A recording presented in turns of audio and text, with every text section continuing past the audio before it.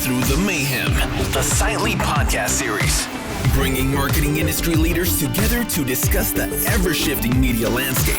Learn about the ins and outs of real-time marketing, influencers, data privacy, technology, and so much more. All from industry experts with real experience, giving you the real answers. Now, let's break through the mayhem.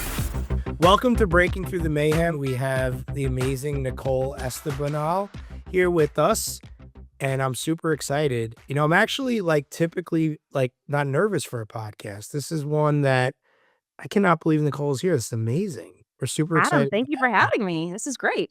I know. So why don't you tell the audience just a little bit about yourself, and we will jump in once you're ready.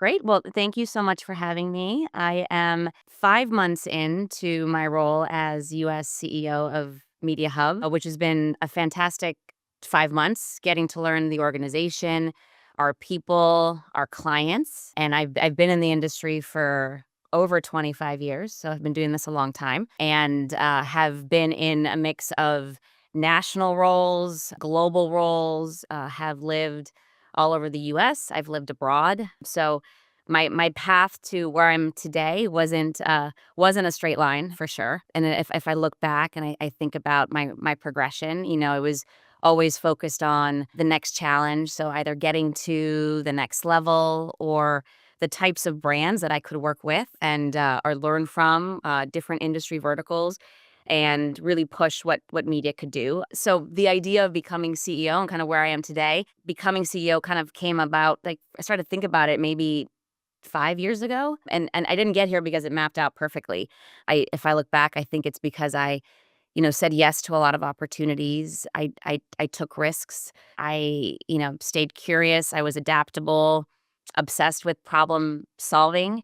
And over time, I realized that my biggest impact wasn't just in the work, but also in shaping teams, in building culture, in pushing the work and solving real business challenges for clients.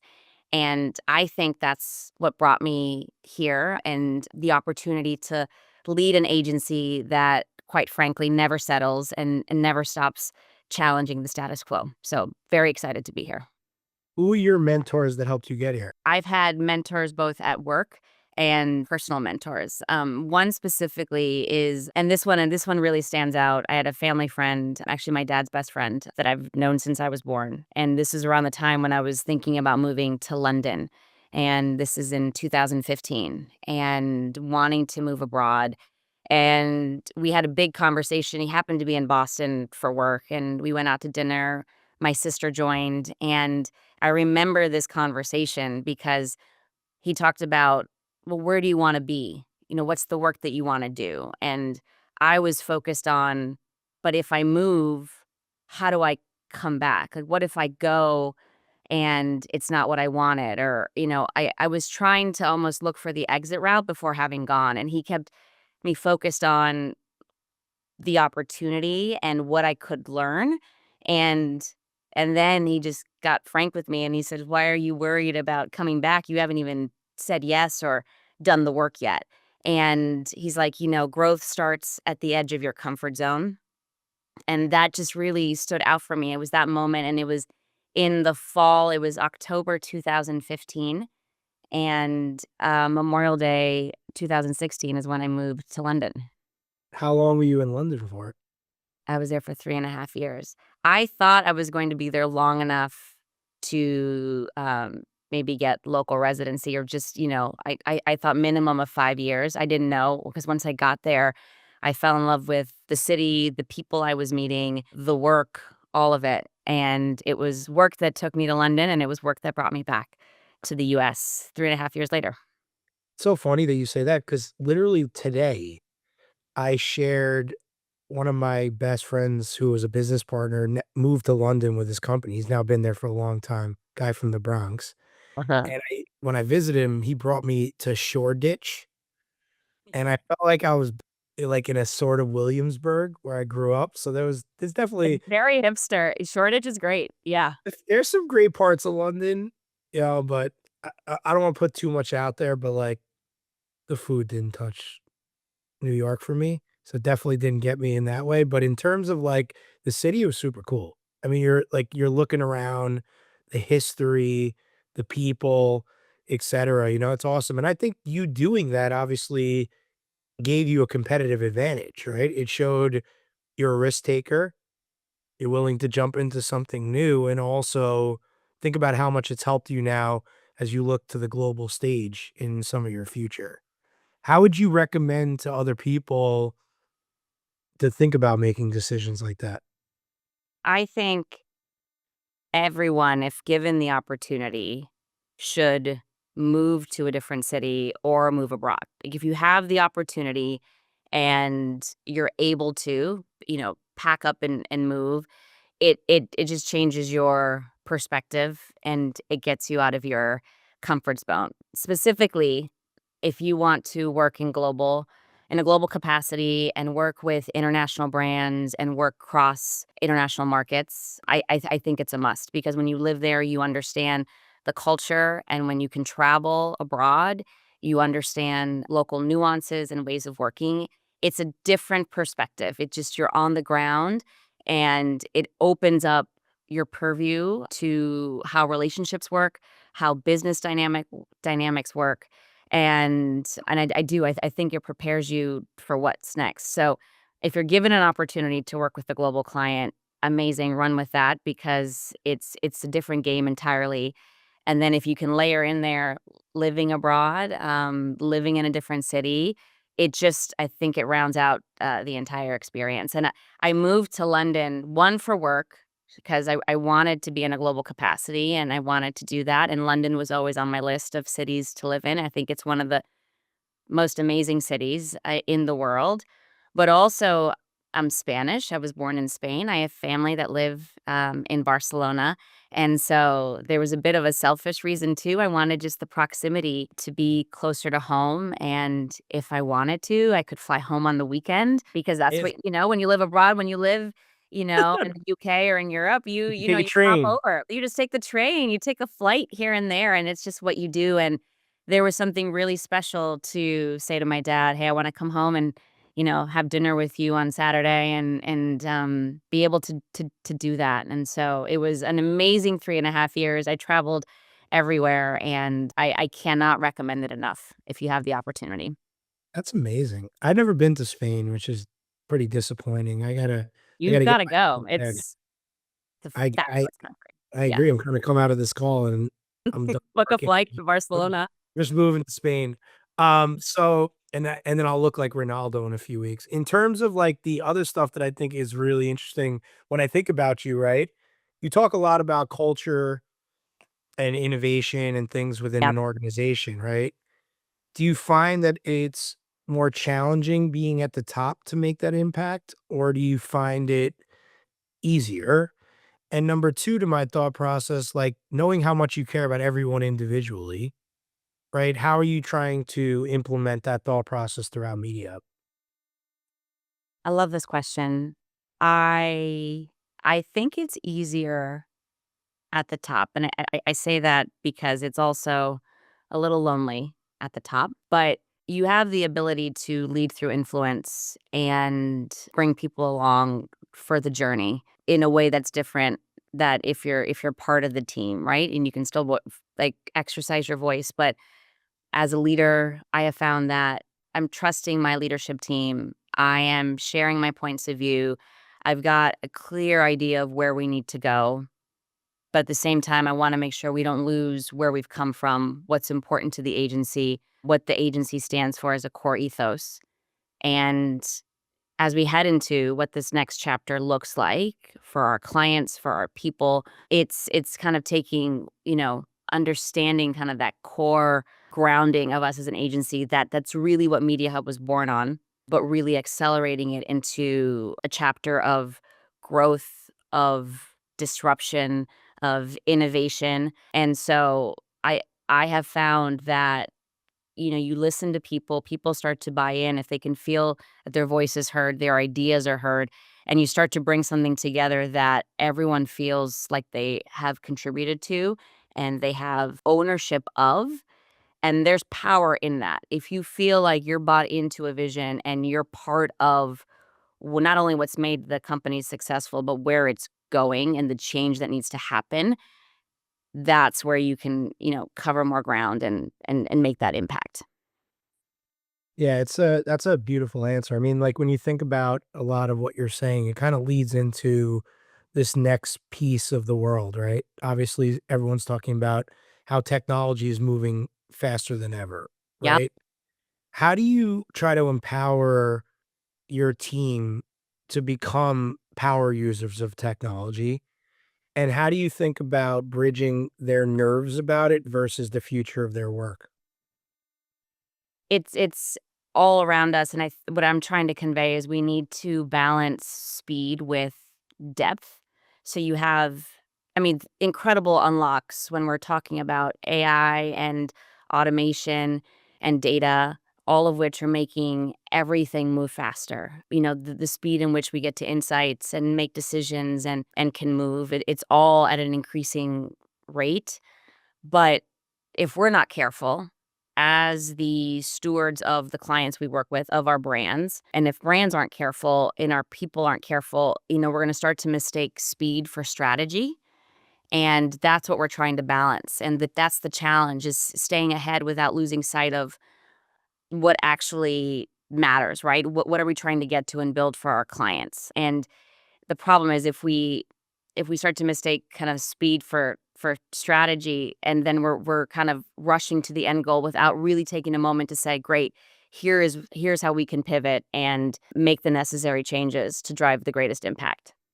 So would it be fair to say then you put a lot of thought into being able to bring nuance to each brand versus thinking like an assembly line?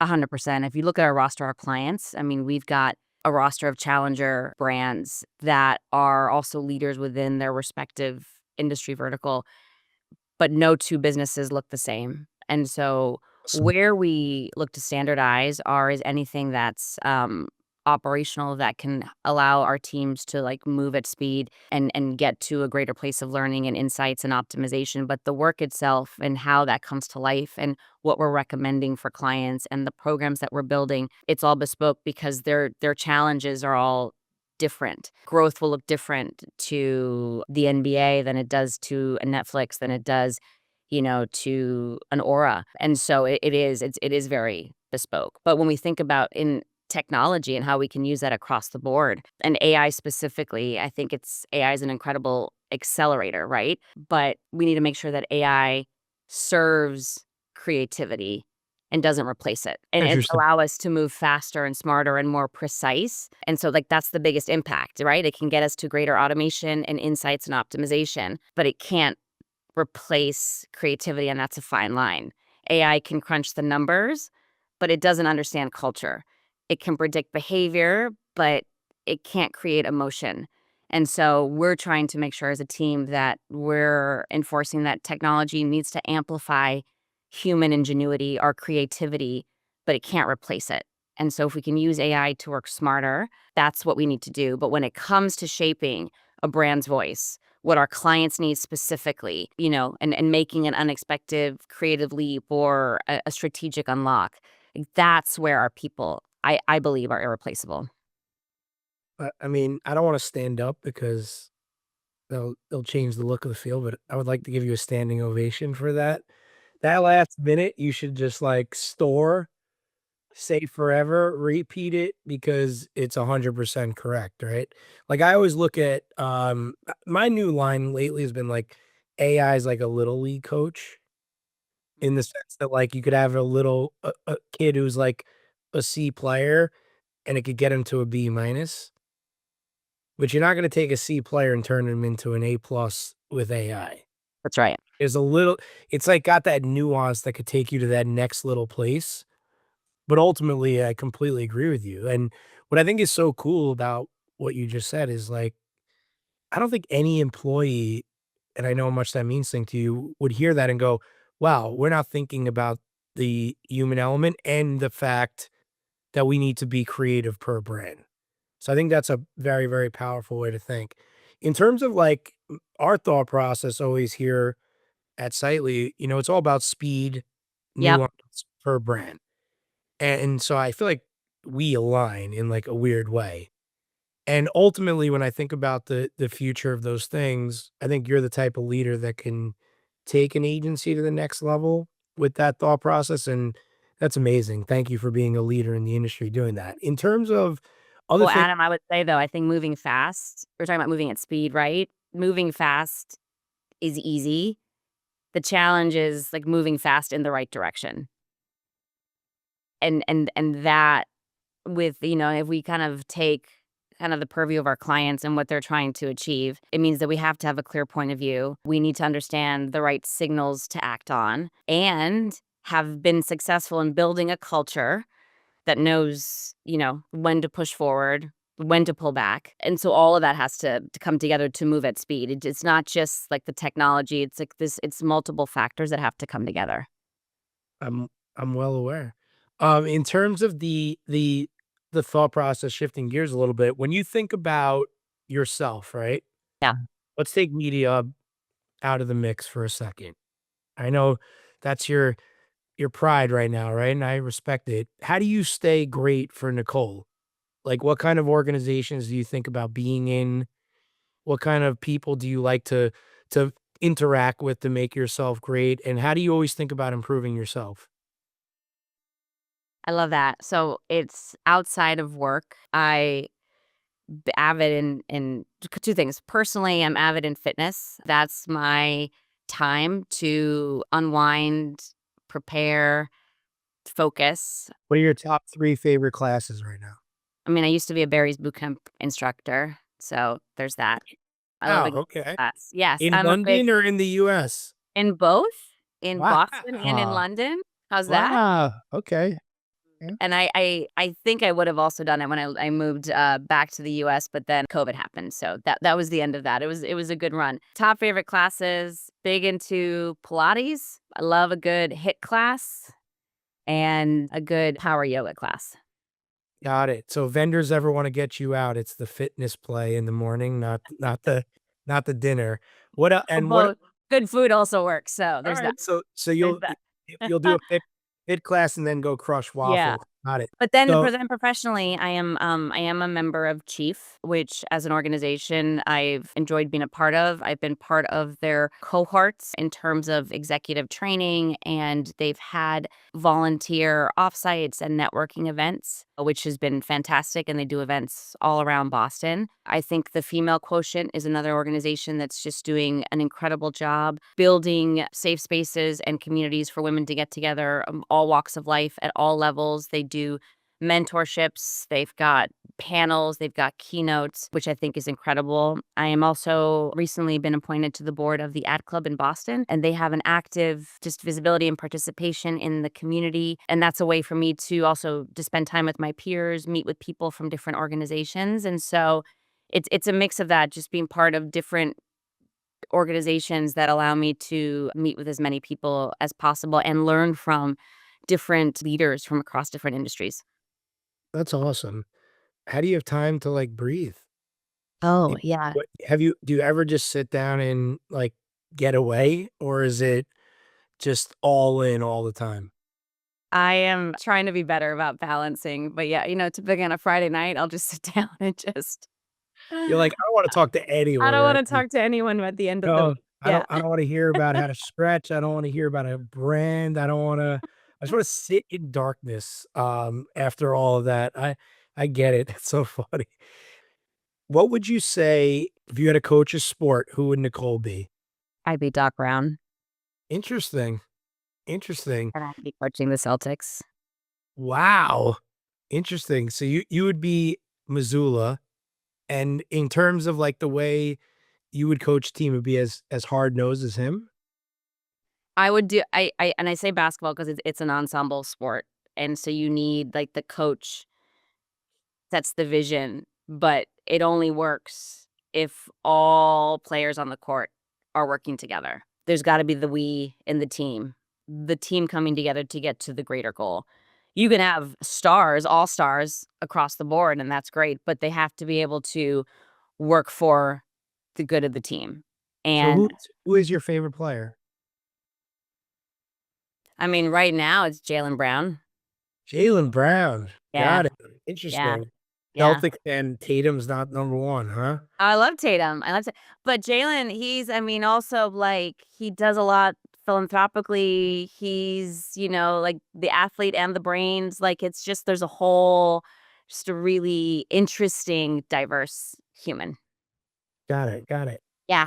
And in terms of your favorite hobby, My favorite hobby is mentoring people, mentoring men and women who I'm getting to meet across the organization.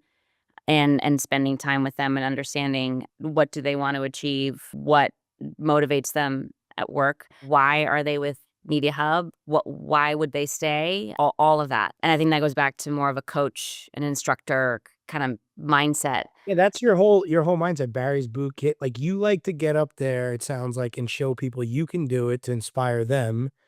And then you give back the vision of how to do that. That's kind of what I hear when I I listen mean, to give me the mic, give me the, accountability, make me responsible for but help me like that. If I'm helping people along the way, that it's over the years, I've moved towards that direction, just focusing more on the teams and the people. And now it is really the most important because then those empowered teams, those people then deliver greater work for our clients. And then we've got happy clients. It's kind of it all works. It works together.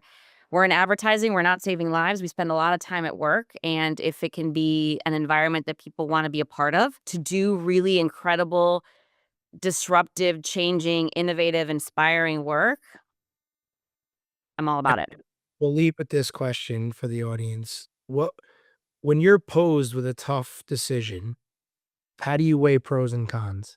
It's a great question. I think about what the impact would be either to the business, to that client, or to the people. And I run through the pros and cons in that scenario, if when. And then ultimately, how is the intended outcome or their intended receiver or whoever's impacted, how would they perceive the decision that I made? And if in making that decision, if I truly believe it's the right decision for the business, for our people, and for our clients, if that integrity and if my actions are backed by what I want us to be known for, then I know I'm in the right direction. It's amazing. Well, thank you so much for joining us today on Breaking Through the Mayhem. We had a lot Thank of you fun for talking having to me. you. I think people are going to learn a lot about you, how great Mediahub is, your past, your future, and where the world's going. So thanks for being here. Thank you, Adam. Thank you for having me. Take care. Hi, I'm Hannah, one of the producers for Sightly's Breaking Through the Mayhem podcast. We want to thank you so much for listening to the show. If you want to learn more about the guests we had on today, we included additional information about them in the show notes. Finally, if you'd like to be on the podcast, or if you know someone that would make a great fit, you could fill out the form at sightly.com/podcast. We hope you have a great day.